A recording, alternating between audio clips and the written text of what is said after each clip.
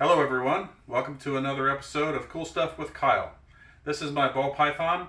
Her name is Hermione. She's probably about 3 feet long right now, and she's just about 3 years old. So she is a female. They get a little bit larger than the males do, and she'll probably top out at somewhere between 4 and 5 feet. Ball pythons don't typically get much bigger than that. She eats just rats.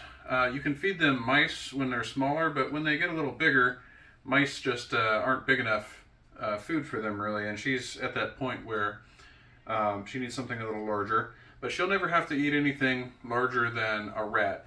Rats can get pretty large, so you can buy them in different sizes. If you're interested in having a pet ball python, there are a lot of different places where you can buy the rats from. They come frozen in dry ice, and you just thaw them out. I thaw them in warm water, and I offer them with tongs so that she doesn't mistake me for the food. I keep her in an aquarium that is it's made for reptiles. It has a screen lid. It's a 40-gallon breeder size aquarium that I keep her in, and it has a couple of heat sources. It has on top, there's it's not a light, it's actually called a ceramic heat emitter. The reason why I use the ceramic heat emitter is because it doesn't put out any visible light. So it can be on providing heat all the time, but it doesn't disturb her when she's trying to sleep or something like that. She's mostly nocturnal. She will wake up sometimes during the day, but you'll see her mostly active at nighttime. And she's, as you can see, she's pretty tame. You get her out and handle her pretty regularly. Ball pythons are also good pets because they tend to be pretty tame. They're not, aggressive or anything. And as long as you handle them, fairly regularly, they'll tend to stay pretty tame like this.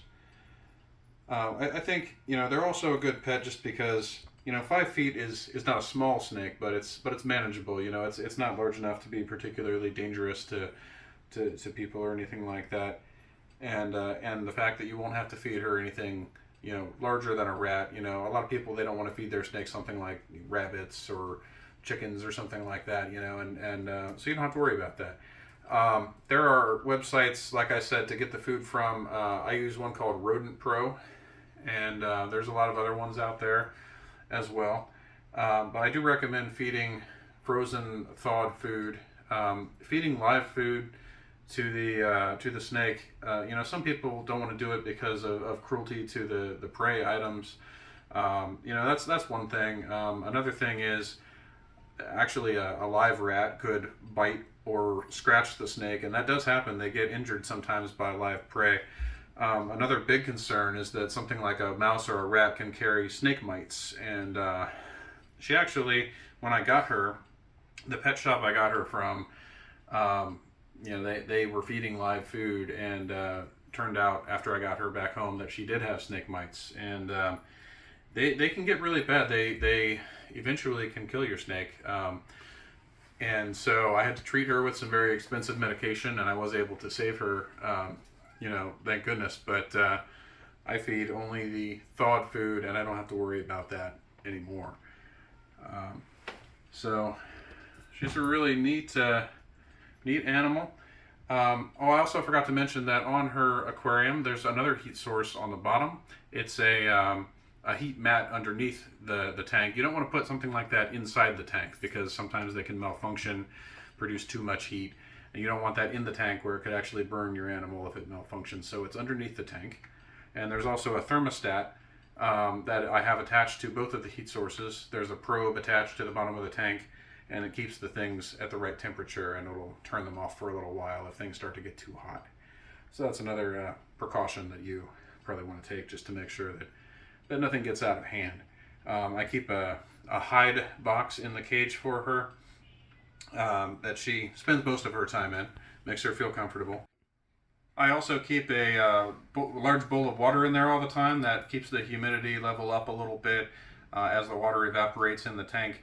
and she will bathe in the water as well, and she drinks it. You can see her actually put her head in there and drink it. So it's important for her to have a clean source of water available all the time. I use water that is, I just use my tap water actually, but I do treat it to get rid of the chlorine. You don't want to, feed your reptiles water that's heavily chlorinated. It's just not going to be particularly good for them. Some people like to buy water in the bottle. That's fine too. But yeah, that's basically her, and we'll show you a little view of the cage too, just so you can kind of see how that's set up. So this is the basic setup of Hermione's cage here. This is the ceramic heat emitter up here on the top. You can't really see the down below the heat mat, but it's attached to the bottom of the cage on the right side. And then there's her hide box and the water dish over there, and the tongs that I use when I feed her. It's a pretty simple setup. This particular cage is neat. I think this one was made by a company called Thrive, but you can open this side up like this, and you can separately open this side over here.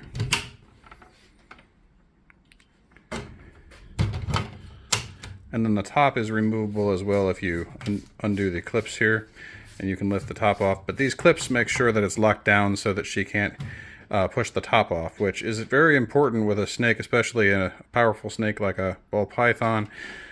She could push this top off if she wanted to, so that's why you have to have it actually locked down. You need to have some mechanism for locking down the screen anytime you have a snake.